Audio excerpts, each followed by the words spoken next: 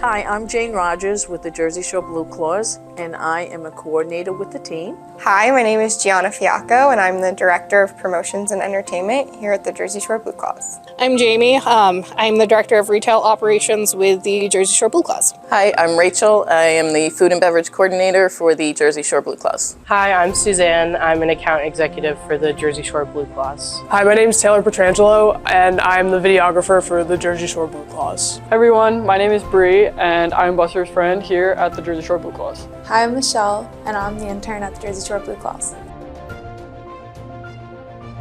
I would say my favorite part of the job is just watching all of our hard work come to life during a game or an event. You know, we as a front office, we put a lot of hard work and long hours into what we do and what we're passionate about, and to be able to see the fans really enjoying it and the atmosphere in the ballpark, I think that really makes this job very fulfilling. On the merch side, I really love buying, picking out the products, designing the different apparel, going to the trade shows, meeting other people in my position. I really enjoy that aspect, and then all of the prep work involved in leading up to opening night, and then getting to see in person how fans respond to the products that I chose. And usually, I mean, for the past 2 years, it's been a great response, so I'm hoping to be able to see that again this year.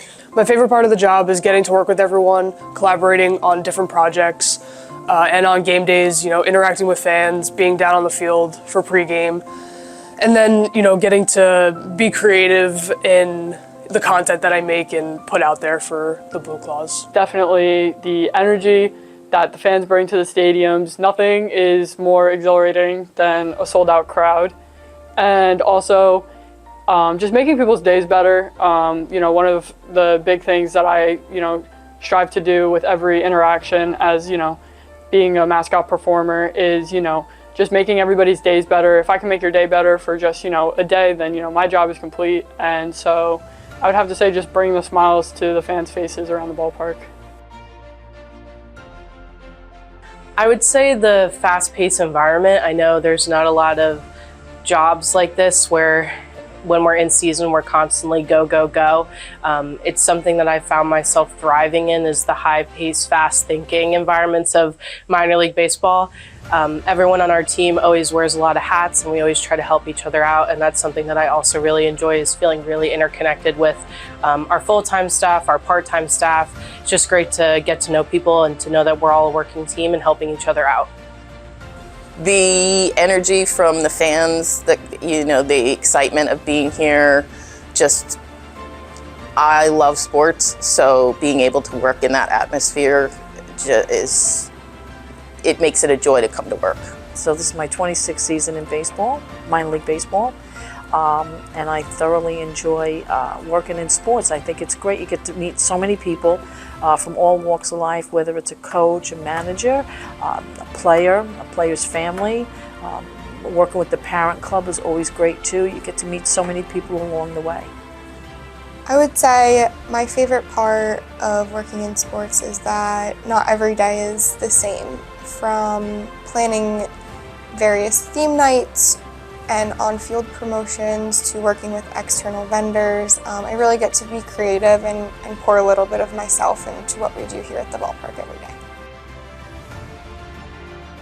One of my biggest accomplishments, especially in these past 2 years, has been going out to the Mascot Hall of Fame, where I got to meet Dave Raymond, who's the original Philly fanatic, and I got to take part in his mascot boot camp, which basically allowed me to meet so many people who are just like me, who are trying to better themselves as performers, trying to make it to the big leagues, and it's awesome to really just get to make those connections, because we are so far and few in between, and there's a lot of other females there as well, so I feel like it was just like a super empowering, wholesome, and like inspiring moment in like my career overall. The biggest and most proudest accomplishment I think in my career with baseball is in 2018 I was unanimously voted into the New York Penn League Hall of Fame, first woman, and that was the last graduating class, so that was a major accomplishment. And I think in 2019, I became the Executive of the Year of the New York Penn League, the first woman to do so. So that was an amazing feat, I thought. And also that the New York Yankees honored me on both occasions up at Yankee Stadium, on the field, with a great ceremony. So it was a very proud moment for me and my family. I would say earning my most recent promotion to Director of Promotions and Entertainment. It was really rewarding to be recognized for all my hard work, and I'm looking forward to everything that I'm going to accomplish in this new role. I would say feeding 300, 400,000 people that come through the park every year, making sure that, you know, the food gets here, gets into the stands, gets to the fans without any issues, so that they can come and enjoy their game. We also had, just before COVID, our prior director ordered beer bats, and they didn't get to come in until after COVID was here and he had already left. So I had about 5,000 beer bats that I needed to get rid of, and they weren't going. So I brought in slushy machines so that all of the kids could have them, and it has been a great revenue source for the team, and the fans have enjoyed it. Some of the highlights would be just having the opportunity to work in minor league sports and even professional sports. I know there's a lot of women that have come before me on multiple levels that have worked really hard to get to where they were. And they opened up a lot of doors for people, especially women, to be entered into this space and to be a part of this space. So to have the opportunity is something that I'm incredibly grateful for, and to also kind of see how professional sports and minor league sports are changing the narrative on women's involvement in sports, because everybody watches women's sports also. So it's kind of just something that I'm seeing as a shift in our society that I've really been enjoying watching. On the ticket side, I work with a group of special needs kids out of Manasquan High School. It's a CLI program. They do work-based learning. It's about 8 kids. We met back in 2019 through a single game inbound call. The woman that organizes, or at that time was the teacher of that program, called in because she was trying to buy tickets for bringing her kids to the ballpark, and we got to talking and found out that one of her students was really interested in sports and wanted to do radio calls, and she said, would this be possible? And I said, I don't know, but let me find out. And within a couple of days, we were able to organize it with our VP of Communications and get Jack on the radio for one of the last games of the 2021 season. And that's a night that I'll never forget. In part, I would say almost every single woman that I've met and worked with, whether it's been on a full-time capacity or a part-time capacity or even a game day staff capacity, every single woman that I've met in this industry has been so strong and just so great at what they do. And I've definitely taken a little bit from each of them and tried to learn something from each of them. And it's just been great to kind of been mentored by women who are going through similar experiences that I'm going through, which is just trying to navigate this industry and leave our mark on it too in a positive light. I would say just other female photographers and videographers in the sports industry. It's really cool to kind of see the content that they put out, and it inspires me and my work and, you know, what I put out for the BlueClaws. Yeah, my mentor is Jamie Bertram. She was my former boss here at the BlueClaws. She actually came to speak to my sports marketing class as a junior in college, and taking her business card after that class was the best thing I could have ever done for myself. She gave me a shot when I had no sports background whatsoever, and I was still in school trying to figure it all out, and she really took me under her wing and taught me everything that I know. She has helped me grow so much both on and off the field, and I just really couldn't thank her enough for everything she's done for me. Definitely Jamie Bertram. She has always been in my corner. She's been a smile around the ballpark always. and she's always rooting for me, trying to find better opportunities for me to make myself a better performer. And I think it's people like that that genuinely make women in sports such an awesome place to be, because those people are the people that strive to make other people better and also better themselves, and I think that's really important. The mentor, but right now it's our GM is the reason that I came to this team. He saw something in me when I had my interview and gave me an opportunity, even though I probably didn't check all of the boxes as far as qualifications, but he saw my past history as relevant skill sets and took the chance on bringing me to this team. And within a year of being here, I created a job for myself, and I fought my way to a promotion, and I've been crushing it ever since. So yeah, there were many people along the way, but one in particular always stands out. Her name is Debbie Timon. She's the Senior Vice President of the New York Yankees. She's the Senior Vice President of Marketing for the Yankees, and she probably isn't aware of what a great effect she had on my life. She just was such a positive role model for me. I looked up to her without her even knowing it. She just so great at what she does, and I always felt that I had some of the same traits that she did. I always expected a lot. I excelled in certain areas, just like she does. She takes care of everything on the field, or the foundation, making sure that everybody through those gates has a great time, and that it brings her great joy to be able to do that and give back to the community, which I love to do as well. And I learned that a lot from her. She's a great role model and a great friend. One of my current mentors right now is Gianna. You'll probably see her in this video. She is there for me no matter what. I ask her a ton of questions about, how can I do this? How can I grow my skills on this? Any questions that I have, I can go to her knowing she's going to give me a great response and a great answer, and something that can help me build my skills in order to get me where I need to be once I graduate college.